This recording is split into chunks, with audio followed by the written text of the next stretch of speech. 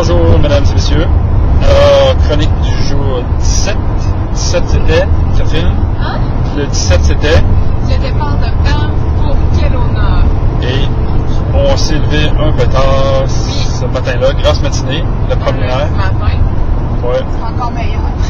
Lundi matin. Donc, on s'est levé à 9h30. Ça, c'était... on se garde cette petite possibilité-là, dans le fond, pour agrémenter nos vacances. Donc, on part de Banff.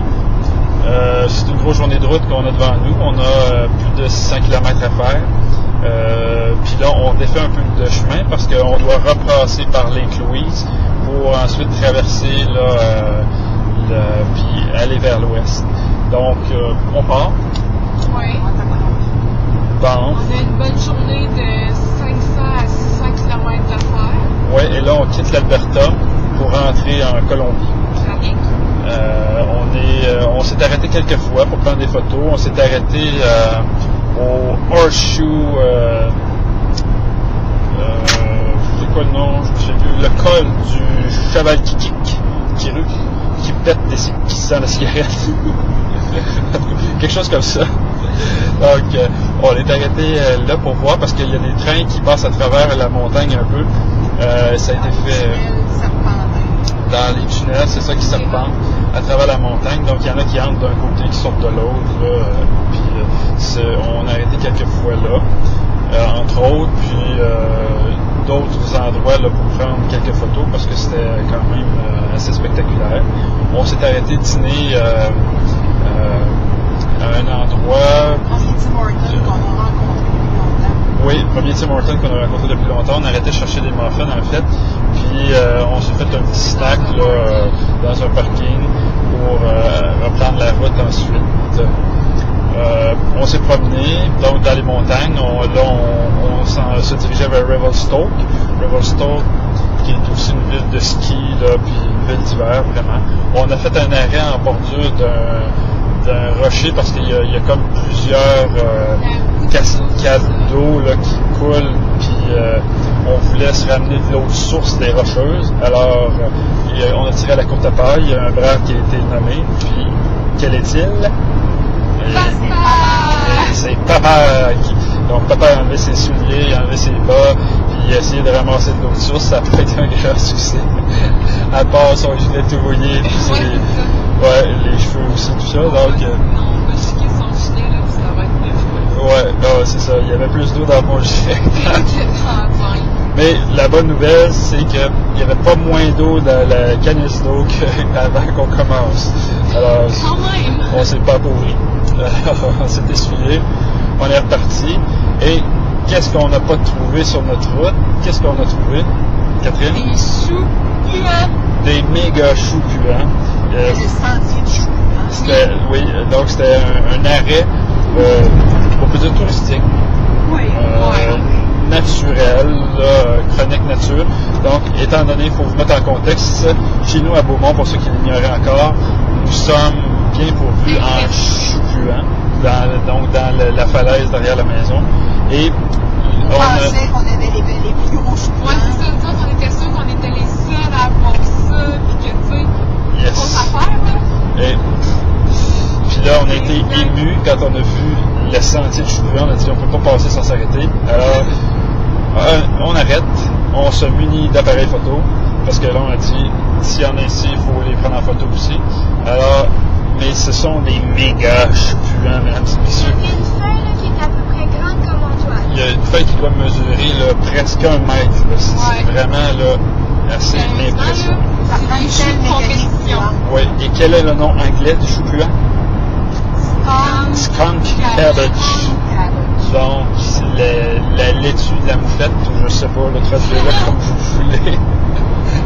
Mais nous autres, on appelle ça le chou qui est bu, le chou puant.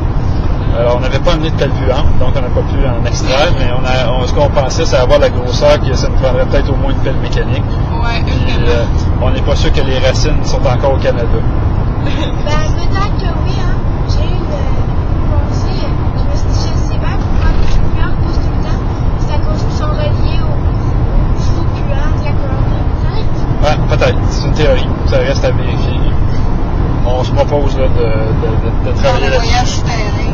Oui, quand on aura le temps de réflexion. Donc, on s'est arrêté là. Et là, c'est ça, on était... une petite marche dans le bois. Oui, on a fait un arrêt à Revelstoke pour acheter quelques trucs pour se faire du barbecue, parce qu'on avait envie de se faire ça. Et là, on a repris la route. Mais là, après Revelstoke, là, on se rend compte, puis on s'en rend pas compte, que les montagnes disparaissent graduellement. Et là, on entre dans la vallée de l'Okanagan. Et c'est magnifique. Vraiment, encore une fois, là, on utilisait beaucoup ce qualificatif-là, mais on pourrait utiliser splendide, merveilleux, extraordinaire, époustouflant, magnificent. C'est français, ça? Oui, c'est magnifique. C'est vraiment, c'est beau, parce qu'on est donc dans une vallée entourée de montagnes et qui sont comme, c'est des petites montagnes, mais c'est désertique un peu, donc c'est bien beau. Et là, on s'arrête à un magnifique arrêt pour visiteurs. Et là, ici, on attend les visiteurs et je parle en dollars canadiens. Donc, ceux qui veulent acheter quelques trucs, moutarde maison, saucisses. The Log Barn. Ouais, The Log Barn, là, c'est à éviter. C'est à éviter vraiment, là. Puis, à part si vous voulez voir les chefs monter des petites canisses remplies de grains, là, passez droite, ça vaut pas la peine. Alors, on a continué, on s'est rendu jusqu'à Kelowna, notre arrêt c'était Kelowna, et on s'est arrêté dans un camping, le West Bay Beach Resort, donc c'était un nom qui nous donnait comme un peu, qui suscitait notre attention, qui était évocateur, donc on se disait on va peut-être pouvoir se baigner un peu ou aller sur le bord de la beach, donc sur le long du lac Okanagan. Et sauf que c'est un camping vraiment pour 16 pieds, là, pratiquement. Et tout ce qui nous restait, c'était des terrains, les dry sites, comme ils les appellent, là, sans service, là, le long de la clôture à Lama. Et on s'était installé là, ou sinon on avait un terrain juste à côté de l'office, là, qui était entre le terrain de volleyball, le playground, les machines à boules, puis la table de billard. Là. On a passé là-dessus. Et on s'est installé le long de la clôture. Avec les autres Québécois. Avec d'autres Québécois. Oui, il y avait deux groupes de jeunes qui étaient près de nous, là, qui étaient soit là en voyage ou soit là pour trouver du travail. On sait pas, on leur a pas parlé malheureusement. Et donc c'était ça. Notre journée du jour 17. On s'aperçoit en arrivant dans la vallée de l'Okanagan que le climat change beaucoup, donc c'était très chaud, ensoleillé. On a vu beaucoup de vignobles, on a vu des vignes, même tout près de notre camping, là, on voit des vignes, puis c'est évocateur, là, c'est vraiment une belle région. On se dit qu'on pourrait peut-être venir habiter ici un jour aussi. On verra. Alors, c'est ça. Donc, c'est ce qui clôt le jour 17. Un commentaire, conducteur? La route est belle. On est en route maintenant. Comme on est toujours un peu en retard dans nos capsules, on se dirige vers Vancouver. Donc, on quitte un peu